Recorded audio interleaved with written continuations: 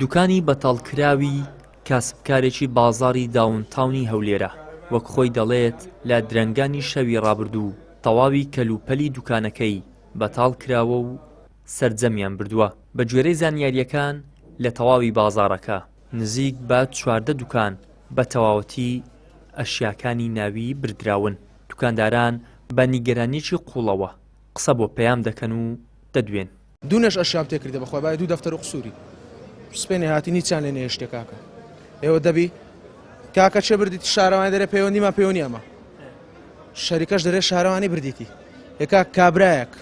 بە قورعان بە قورعانها کابرایەک 75 وەرە قەردار بۆ ئەوەندەی دەدرێتەوە ئەوە چەندە 10,000 ڕوبعەکە 75 وەرە قەردار بۆ بەزمەی دەدرێتەوە کاکە هەم ڕۆژە کوڕی فەقیر سووک و چروکەن و بیشتێنەوە هەریدەنە سەزادەی یعنی ئیلا دەبی دەرۆزەی بکەین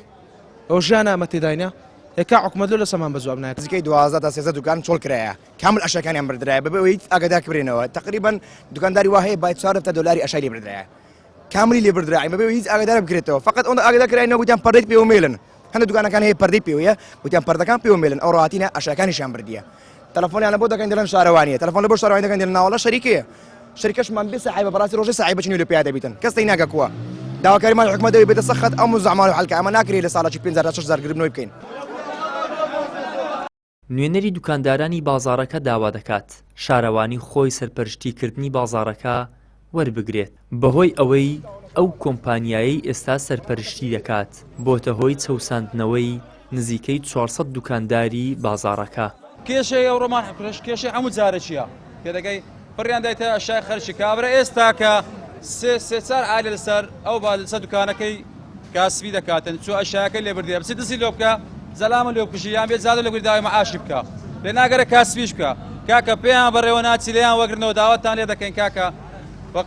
بەهانەیە و خەرکەی داوەرن داوا دەکەین بگەڕێتەوە سە حکومەتی ئەوە کورتی پوختەیە لیژ نەک بێ دابنیشە لەگە ئەو بازاڕە قسەی بکاتن لەگە ئەو شەهر کاکە و شەریکەمە هەر ناوێ کاکە داوا لە حکومەتی دەکەم دەست حکومەتی و خلاص. بازاڕی داونتاون یەکێکە لە بازاڕە گەورە و داخراوەکانی شاری هەولێر تاکو ئێستا نزیک بە 3,000 دوکان تیایدا کراون ماوەی چەند ساڵێکە ئەو بازاڕە لەلایەن کۆمپانیایەکەوە بەڕێوە دەبدرێت و دوکاندارانیش دەڵێن بازاڕەکە بە شێوەیەکی خراپ بەڕێوە دەبدرێت و داواکارن شارەوانی ئەو ئەرکا لە ئەستۆ بگرێت. ئیدریس محەممەد، کەناڵی ئاسمانی پەیام، هەولێر.